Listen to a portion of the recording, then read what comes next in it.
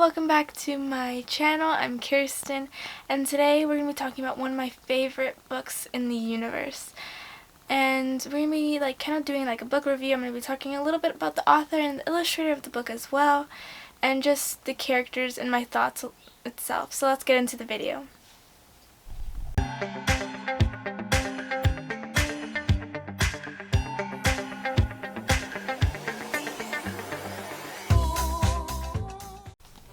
Okay, so the book that I'm talking about is They Loved to Laugh. Not very sure if you can, I think you can do that. This is my book. I actually got this book through my school, but I really love this personally. The author is Catherine Worth, and the illustrator is Marguerite the Angel, I believe that's how you pronounce her name. But they did an awesome job on everything.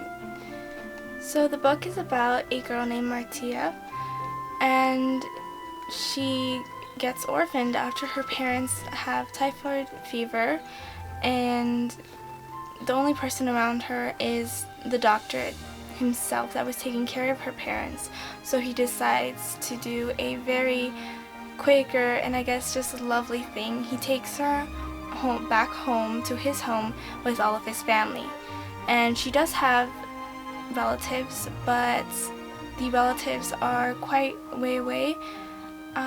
They, I believe, are a few states out, and they are connected by her aunt, which is her mom's sister, and they don't have very good connection.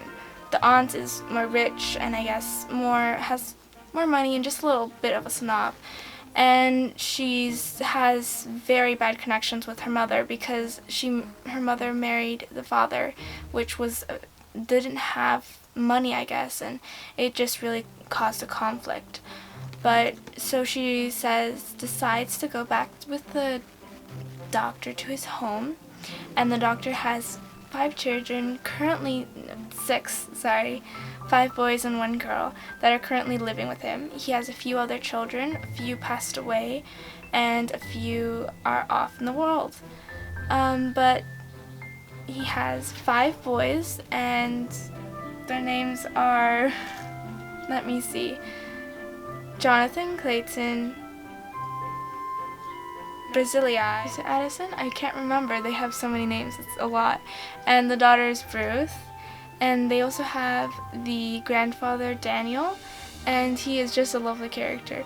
But so Martia, as I said, she got orphaned, and she decides while she's staying there within the first week to write to her aunt to ask to accept her and basically almost adopt her and to take her in. But it's like a plea, and it's very just sad that she has to do that. But she's only 16, so she only has to stay there for a little while. But that'd be terrible. But she finds home in Dr. David Gardner, and he's just a loving man. He's a Quaker man. He doesn't have much money. He has a farm just to help him produce money because most people at the time did not have money to pay a doctor, so it would just be charity work. And the reason why he became the doctor is because many of his children passed away, and it just moved him to become a doctor. And it's such a lovely story because Martia is just really saddened by all these things happening. Many deaths appear in this book, but she, in the end, learns how to laugh, as the name of the title. She just when she gets there, she doesn't laugh at all. She sometimes smiles, but it's just she's always sad, and you can see in the story, it's a very lovely story that you could see her opening up and learning how to laugh and how it's such a valuable thing. And I love this story personally because it just brings me so much happiness to see that, and also bring tears because there was many saddened moments that, as I said, there was deaths. So now about the author, Catherine Worth. She was from 1989 to 1969, I believe, and she wrote many books, including Poems for Josephine and The Middle Button. She is just a lovely writer, as you can see. She only wrote this book well, not only, but she wrote it to her great-great-grandparents, David Worth and Winsworth, and she just really loved it. And also to one of her then living relatives was Alexander Worth, and just lovely that she took this from her heart.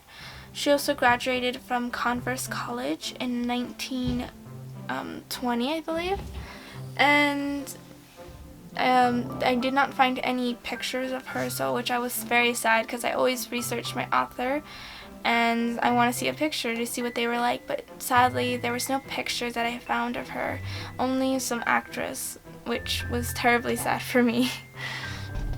So now to the illustrator, Marguerite d'Angel, which is from 1889 to 1986.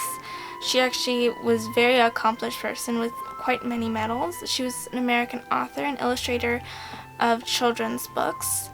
And let me just read a few of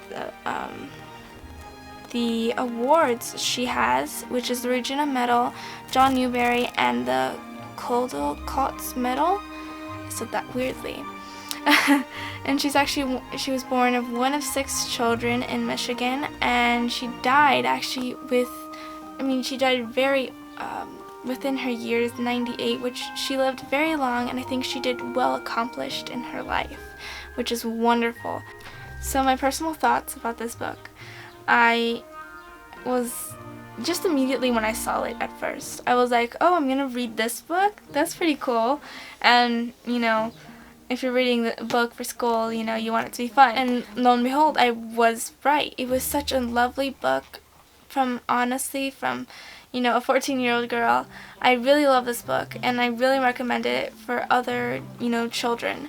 Actually, the recommended reading is for ages 12 and up. It's from the young adult bookshelf, it says, and I just really personally enjoyed it. For me to enjoy tons of books is fairly common, but depending on what type of book it is, because many books I definitely do dislike. But this was just one of my top favorites, and it would have to be top 10 that I would have to read for the rest of my life. I'd have to go in a bunker and only read 10 books. This would have to be one of them, because it just truly brings so much joy, and I was able to cry with the character as well, feel grief, I guess, for the character itself. But, it made me happy in the ending. I was happy. You know how some books just leave it off and you're like, oh, it ended like that? And you weren't very satisfied. You were like, okay, well, that's fine. But you weren't satisfied with the ending. This ending made me feel satisfied and happy, because the character found love, and she found laughter, of course, as the story goes. And I just really felt happy for this character. Well, that's all I have for you today. I hope that I can tell you more of my favorite books and review them for you. And if you have any suggestions of books to read, just tell me, because I love to read books, and maybe I might review it as well. So thank you for watching. Please subscribe and like this video, and I hope to see you next time. Bye!